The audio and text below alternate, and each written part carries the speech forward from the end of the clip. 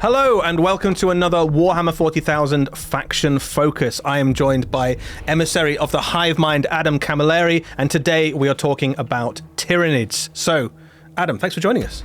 My great pleasure to be here for the Hive Mind itself. We have 3 amazing detachments to unpack for your viewing pleasure. Before we dive into that, what can we expect from Tyranids in the new edition of Warhammer 40,000? What challenges are they going to find?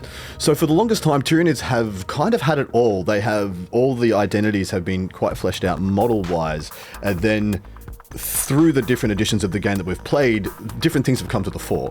Whereas we've had editions where, you know, all the small bugs and the hordes were really powering along, scoring all the points, you know, cordoning off your opponent, making sure they can't move and do things like that. It's been quite strong at various times in the previous edition and others. What I'm really excited to see here is the medium bug support we're getting from these detachments, where you would say the 3 wound to 5 wound bandwidth of those medium-sized bugs, your warriors, your raveners, things like that. Of course, the Hyperdaphne raveners being extremely strong in the game at the moment as well are going to continue their winning ways. But this is going to bring some really interesting things to the fore for the Tyranids, in that I think a lot of the identities that people haven't been able to really flesh out are getting some real golden treatment in this, well, especially the last attachment. You guys wait for the last attachment. I think a flawless segue into our detachments then. So let's have a look at the first one, which is the Warrior Bioform Onslaught. This is very much a detachment designed around the medium bugs, as you say, the warriors. What does it do for them?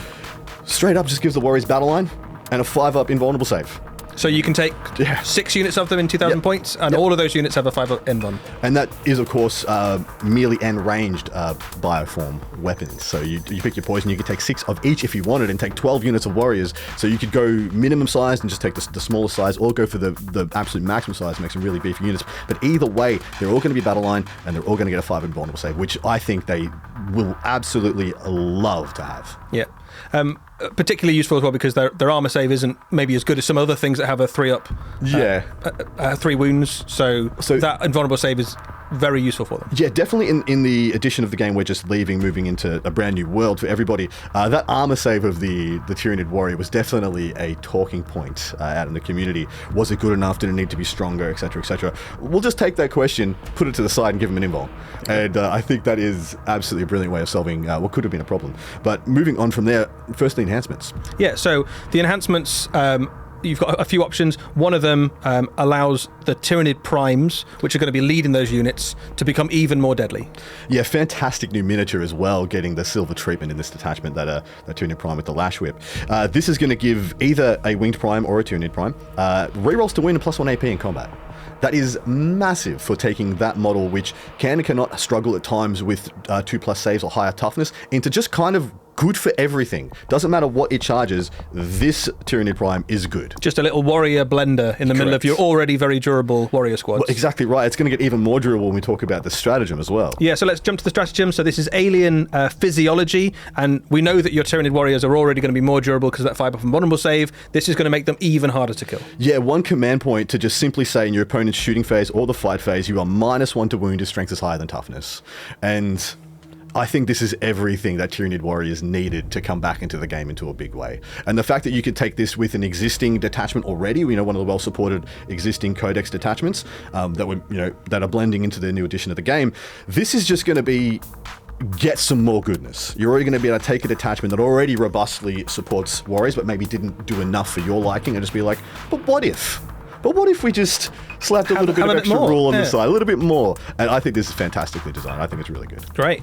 Moving on to a slightly more sneaky detachment. Yes. This is ambush predators, and this is very much about the vanguard organisms of the Tyranids. This is your lictors, your neurolictors, and your death leapers. What kind of things does this bring to them? So the versions we just mentioned there by lovely Eddie, so death leaper, lictor, and neurolictors are going to have deep strike, which is an ability that they've kind of never had. And with the changes to, ingress is now a catch-all term for anything that's arriving from reserve, colloquially. In addition to that, Lictors and Neurolictors that target a character unit will have reroll 1s to hit. And that's quite useful because a lot of those attacks have already got precision, haven't they? Correct. So they're already pretty good at picking out enemy heroes and psychers and things like that and killing them. This makes them even better at the job you want them to do. So there is an amazing play in the game at the moment because some of these Lictor-like Bioforms come with fights first. Now, in the edition of the game that we're leaving, one of the great things that Tyranid players were able to leverage was a heroic intervening unit that fights first as a deterrent to your opponent being aggressive or trying to push you off a position of replacement.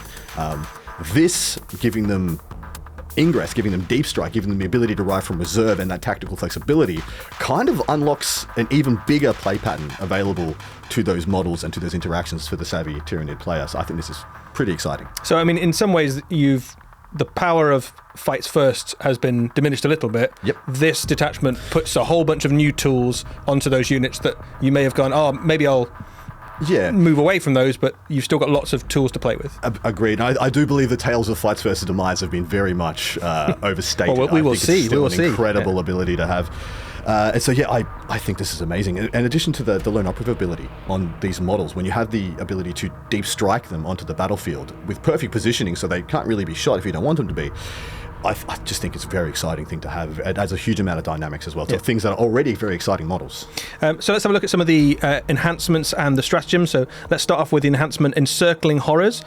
This is a thing that you can give to units. You can give it to Neurolictors, Lictors, and Von Ryan's Leapers, and it brings a very useful strategic trick to the battle. The term reactive move is what we're going to get here. This is when an enemy unit ends a move within 8 inches of your unit, you will get to make a normal move of D3 plus 3. And I got to tell you, that is the second best reactive move in the game. Of course, flat 6, very powerful, very hard to come by. If you have one, take it. But D3 plus 3 reactive move on an entire unit that doesn't need to have a character necessarily inside of it, this is big. And it's particularly useful as well because you've got that lone operative ability. So they're already quite hard to pin down, right? You have to catch them, you have to fight them, you have to shoot them. If you're trying to move units forward to catch them in your arc of fire, they can then just move out back into lone operative territory potentially. You nailed it, mate. That is absolutely spot on. Of course, you could do this on Von Ryan's Leapers as well if you wanted a movable, malleable screen out in front of your army. That's also going to eat your opponent's screening units as well and their utility units, while also staying ahead of the opponent with the reactive move. Or, like you said, you can chuck it on a Neurolictor, Lictor, and just keep it one step ahead of your opponent. Just such a frustrating yet nuanced to use piece on the table. Yeah, and then last up, let's have a look at one of their stratagems. This is Counter Predation, and this is an interesting stratagem that interacts with the new hidden rules, but not in a way that maybe you were expecting. Yes, not in the way that you would make sense. When people talk about hidden, or we're starting to unpack all the nuances of the hidden mechanic, you automatically just assume shooting phase. This is in the fight phase, and when you fight a unit that is hidden, you will get +1 strength and AP for 1 command point. So that unit that your opponent thought was the safest it can be, can't be targeted, nice and tucked away in a piece of cover, safe as houses. All of a sudden, there's an enormous Tyranid predator crawling out of the woodwork to try and eat you. Lictor looms up behind you, +1 strength, +1 AP, see you later, get off the table. Yeah, it's a really fun little thematic rule, I like that. It works really well, and it's a very powerful ability. Also, one of the things that people have come back to quite a bit is Von Ryan's Leapers have been, was a very powerful piece at the start of this edition, but then when things started ramping up armor save-wise, it found that their AP1 on their weapons didn't quite cut it into all versions of all enemies they were attacking. +1 strength of AP, I think, is everything they need. Well, you can make quite a big unit of those as well, can't you? Absolutely, they get a lot of attacks when they start swinging. They throw a bucket of attacks. They throw a Goth Orc Boy's dream worth of attacks at times. And so I think this is a fantastic detachment. Excellent. Well, we're going to move on to your favourite of the detachments, I think. This is Talons of the Norn Queen, and this boosts what is one of the most formidable models in the Tyranid army. I got to tell you, if you remember the distraction card effects, can I sell you on the distraction Norn? The Norn of your flavor as well, be it the Assimilator or the Emissary. Both of them are absolute superstars in this detachment. What you will get is the ability to reactivate your primary ability, which is the choosing of either an objective that you're going to have extra objective controlled on or extra durability, or unit in your opponent's army that you were just going to hit that much harder, and you're going to be able to do that twice in a game instead of just once. So what was big for the assimilator is that a lot of the time you would pick one of your opponent's early play pieces, or you would pick a thing that the assimilator was just going to be very good into by default, and if your opponent got it killed early, or if it died turn 1 or turn 2, your assimilator's just sitting there with no abilities. And its premium ability has been expended, almost like it was a one-use only. It's already done the thing, right? It's already done the thing. What does it do now? Well, now it's gotten more purpose. And in addition to the Norn, I think is really key here, the Emissary, because, of course, people want to get their Emissary onto its chosen objective as soon as possible. But what if the game state progresses? What if you don't want to sit on that expansion objective, the one just outside your deployment zone, the safest one, and you want to project it deeper into the battlefield while still having the maximum amount of efficiency? I think it's huge. So you can jump on, remove an enemy unit that you targeted, and then go, right, there's no enemies around, I'm going to hold that objective. Or alternatively, you can push forward, take the objective, you've cleared out the enemy from that space, but a juicy target appears, you can switch and go, actually, that's the new target. Exactly right. Or the perfect example for the assimilator, the example for the Norn is, I'm going to walk onto my closest, safest objective, but I don't want my Norn, my massive, imposing piece, to be on the safest objective. Well, you spent 200 points to just stand around, right? Yeah, you want to get killing stuff. And because it's got enhanced durability, I want it to become my opponent's problem, and I want them to have to try and solve it, because that'll be to my advantage. And so then you project that threat deeper into the opponent's board, and I think it's a fantastic ability. Right, well, they only get scarier because they've also got a series of enhancements and stratagems. So let's look at one of the enhancements first. This is destabilizing predation. Can be used on a Norn Emissary. Makes it even better at killing selected enemies. Anti-character 2+. In the shooting phase. So range attacks will have anti-character 2+. And of course, the Norn is the better at the shooting one, the simulators are better at the melee version, but anti-character 2+ is terrifying on such a massive, massive Gribbly. I really think this is going to be exceptional. So that makes it very good at killing things like Space Marine units with characters attached, or things like the larger Imperial Knights. Correct. The Imperial Knights was the first one that came to my mind as well. Of course, every Questora's chassis comes with the character keyword. Or the Greater Demons, for example. There's so many large, terrifying models that do want to try and go toe-to-toe with something like a Norn Emissary that is just, now I'm going to reach on 2s. Yep. And it's before you get to punch him as well, because I'm going to do it in the shooting phase. And he's no slouch in combat either. No, absolutely not. So let's have a look at one of the stratagems. This is catalytic biofortification.